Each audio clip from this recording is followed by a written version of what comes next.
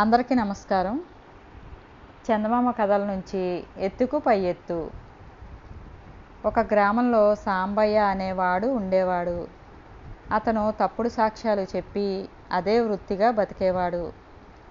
ఇంకే పని చేసేవాడు కాడు. తప్పుడు సాక్ష్యాలు చెప్పి డబ్బు గడించే అవకాశం లేనప్పుడు తానే గ్రామస్తుల మధ్య తగాదాలను ఎగదోసి ఎవరు ఎక్కువ డబ్బిస్తే వారి పక్షాన సాక్ష్యం చెప్పేవాడు. కొంతకాలానికి సాంబయ్య ధోరణి అందరికీ తెలిసిపోవటం చేత గ్రామ పెద్దలు అతని సాక్ష్యాన్ని ఆమోదించడం మానుకున్నారు. అప్పుడు సాంబయ్య తన వృత్తిని దూర గ్రామాలలో కొనసాగించడానికి బయలుదేరాడు. అతను వెళ్ళే దారిలో ఒక శెట్టి నెత్తిన నేతి డబ్బా పెట్టుకొని పోతూ ముందు కనిపించాడు. సాంబయ్యకు వెనకగా ఒక కూలీ లాంటివాడు నడుస్తున్నాడు. ఆ ఇద్దరిని చూడగానే సాంబయ్యకు ఒక ఆలోచన వచ్చింది. అతను ఆగి కూలీవాణ్ణి దగ్గరకు రానిచ్చి, నేను ఒక ఉపాయం చెబుతాను, చేస్తావా అన్నాడు. లాభించేటట్టుంటే చేస్తాను అన్నాడు కూలివాడు. నెత్తిన నేతి డబ్బా పెట్టుకొని ముందు వెళుతున్న శెట్టిని చూసావా? నువ్వు ఆ డబ్బా నీదేనని చెప్పి లాగేసుకో. శెట్టి నీ మీద ఫిర్యాదు చేస్తే నేను నీ పక్షాన సాక్ష్యం చెబుతాను. సాక్ష్యం చెప్పినందుకు నాకు 2 రూపాయలు ఇవ్వాలి. నాకు 2 రూపాయలు లాభం, నీకు నేతి డబ్బా లాభం, ఏమంటావు అన్నాడు సాంబయ్య. ఈ ఉపాయం కూలీవాడికి నచ్చింది. వాడు గబగబా నడిచి వెళ్ళి శెట్టి నెత్తిమీది నేతి డబ్బా లాగేసుకొని, ఇది నా డబ్బా అన్నాడు. ఇది అన్యాయం, నేను ఈ పక్క గ్రామానికి వెళ్ళి నీ మీద ఫిర్యాదు చేస్తాను అన్నాడు శెట్టి కూలివాడితో. పద, నేను వస్తాను, ఈ డబ్బా నాదేనని నేను న్యాయస్థానంలో నిరూపించుకోగలను అన్నాడు కూలివాడు. ఇద్దరూ కలిసి పక్క గ్రామంలో న్యాయాధికారి దగ్గరికి వెళ్ళారు. వారి వెనకనే సాంబయ్య కూడా వెళ్ళాడు. ఇద్దరూ చెప్పినది విని న్యాయాధికారి, మీ ఇద్దరిలో ఎవరు నిజం చెబుతున్నది తెలియటం లేదు అన్నాడు. దానికి కూలీవాడు, పిల్లలు గలవాణ్ణి, అబద్ధం ఆడుతానండి. ముందు గ్రామంలో ఉన్న నా కూతురు ఇంటికి ఈ నెయ్యి పట్టుకుపోతుంటే ఈ శెట్టి దారిలో కలిసి డబ్బా లాక్కోబోయాడు. అందుకని మీ వద్దకు లాక్కొచ్చాను అన్నాడు. నువ్వు చెప్పేది కళ్ళారా చూసిన వాళ్ళెవరన్నా ఉన్నారా అని న్యాయాధికారి కూలీవాణ్ణి అడిగాడు. ఉన్నాడండి, ఎవరో ఆయన మాతో పాటు నడుస్తూ వచ్చాడు, ఒక్క నిమిషం ఉండండి అని కూలీవాడు వీధిలోకి వచ్చి సాంబయ్యను లోపలికి తీసుకుపోయాడు. న్యాయాధికారి సాంబయ్యను, ఈ మనుషులు నీకు తెలుసా అని అడిగాడు.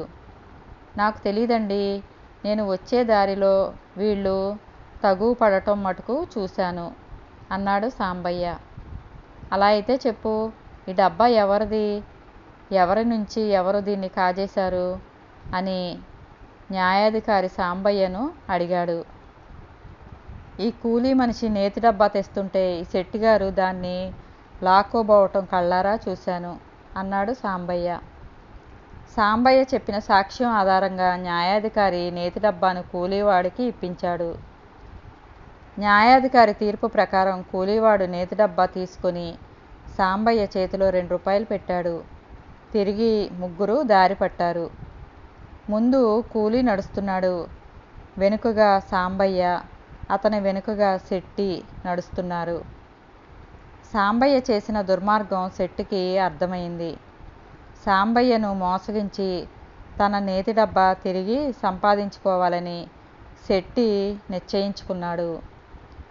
అతను సాంబయ్యను కలుసుకొని వెంట నడుస్తూ, ఏమయ్యా, నువ్వు నాకంటే తెలివిగల వాడవనుకున్నాను, నీకన్నా ఆ కూలీ చేసుకునేవాడే నయమే, నీ చేతిలో 2 రూపాయలు పెట్టి 20 రూపాయల నేతి డబ్బా కాజేశాడు అన్నాడు.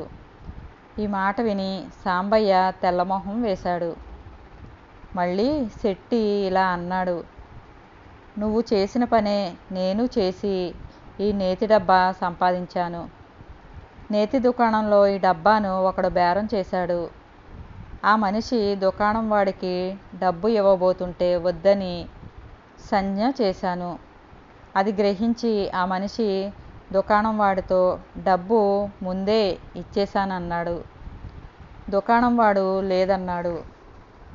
ఇద్దరు గొడవ పడ్డారు. జనం మూగారు. అప్పుడు నేను కల్పించుకొని దుకాణం వాడితో, నీకు బుద్ధి లేదటయ్యా, ఆ మనిషి డబ్బు ఇస్తుండగా నేను చూశాను అన్నాను. నలుగురు దుకాణం వాడిని మందలించి నేతి డబ్బా ఆ మనిషికి ఇప్పించారు. అతను డబ్బాతో తన గ్రామానికి బయలుదేరుతుంటే నేను వెంటపడ్డాను. ఆ మనిషి నా చేతిలో 2 రూపాయలు పెట్టబోయాడు. నేనేమన్నా వెర్రివాణ్ణా? అదేమీ కుదరదని చెప్పి ఆ మనిషి చేతిలో నేనే 2 రూపాయలు పెట్టి డబ్బా తీసేసుకున్నాను. నువ్వు అదే పని చేసావు గాని నాలాగా తెలివితేటలు, అంతకన్నా మంచి నేర్పు ఉపయోగించి డబ్బా సంపాదించుకోలేకపోయావు. నీ తెలివి అలా ఉంది. శెట్టి ఈ మాట అనగానే సాంబయ్యకు ఆశ పుట్టింది. ఇప్పుడు ఏం చెయ్యాలి అన్నాడు అతను శెట్టితో.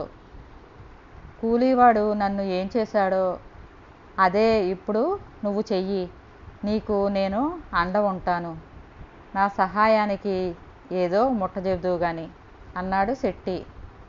సాంబయ్య గబగబా నడిచి వెళ్ళి కూలీవాడి దారికి అడ్డంగా నిలుచుని, నా డబ్బా చాలా దూరం మోసావు, ఇంకా నాకు ఇచ్చేయి అన్నాడు. కూలీవాడు, నీ సాక్ష్యానికి డబ్బు ఇచ్చుకున్నానుగా, పద పద అన్నాడు. సాంబయ్య బలాత్కారంగా డబ్బా లాక్కోబోయాడు. కూలీవాడు డబ్బా కింద పెట్టి సాంబయ్య మీద కలియబడ్డాడు. ఇద్దరూ ఘోరంగా కొట్టుకున్నారు. ఇద్దరూ సగం చచ్చి పోట్లాట విరమించేసరికి శెట్టి గాని నేతి డబ్బా గాని కనుచూపు మేరలో ఎక్కడా కనిపించలేదు. కథ సమాప్తం.